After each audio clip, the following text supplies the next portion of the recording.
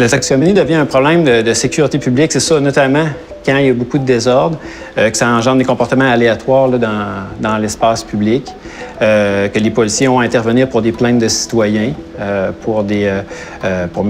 puis pour aussi de rétablir un certain climat de paix. Ça fait partie de leur mandat. Pour une arrestation ou un ticket, c'est 15 à 20 avertissements à peu près qui sont donnés de moyenne. Puis ça, c'est comptabilisé là, par mon expérience puis par ce qu'on se dit entre nous autres, les patrouilleurs. Donc, c'est pas tout le temps de la répression qu'on fait, mais il y a quand même de la prévention. Mais je pense que c'est surtout au niveau sécuritaire puis dans le secteur où ça se passe. L'endroit aussi de consommer, de s'injecter, de fumer sa pipe a un impact aussi immédiat sur les plaintes qu'on va répondre. Je veux dire, si t'es caché en arrière d'un commerce puis qu'il n'y a rien, puis l'impact est peut-être moins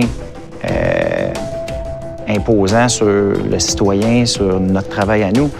Mais j'en ai vu plusieurs fois sur Sainte-Catherine, au métro Berry, dans l'édicule, en train de poffer ou en train de s'injecter. Là, tu dis, oh, OK, time out. Je pense que ça va avec la situation, l'interpellation première de l'individu, savoir est-ce qu'il y a un risque pour moi ou pour les autres avec l'utilisation de la seringue. Moi, ça fait 4 ans et demi à peu près que je travaille de rue au centre-ville.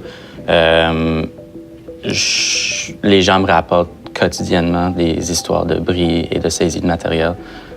Seringues, pipes à crack, que ça soit utilisé avant ou non, même des pipes qui n'ont pas de résidus de drogue dessus. En fait, il n'y a pas de politique par rapport à la confiscation ou à la saisie de matériel stérile ou de seringues souillées.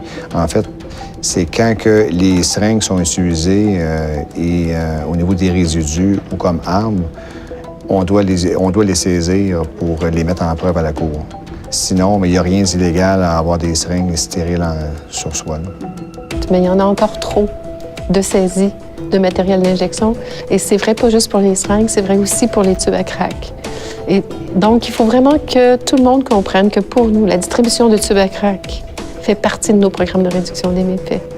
On les paye, c'est le ministère de la Santé qui fournit de l'argent aux régions et au réseau de la santé pour distribuer des pipes à crack et des seringues stériles. Si moi, j'ai peur d'avoir du matériel sur moi, puis je vois un policier qui s'en vient, je vais m'en débarrasser au plus rapidement possible. Je ne le garderai pas sur moi. Puis tant aussi longtemps que les gens pensent comme ça, on ne peut pas les éduquer ou les sensibiliser.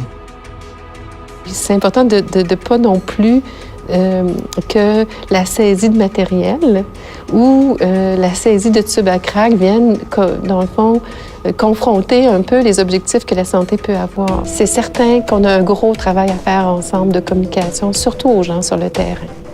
Parce que même si on s'entend entre nous, au niveau des directions, au niveau des gens qui travaillent ensemble en collaboration sur le terrain, que ce soit au niveau des intervenants communautaires, que ce soit au niveau des patrouilleurs, le message ne passe pas nécessairement.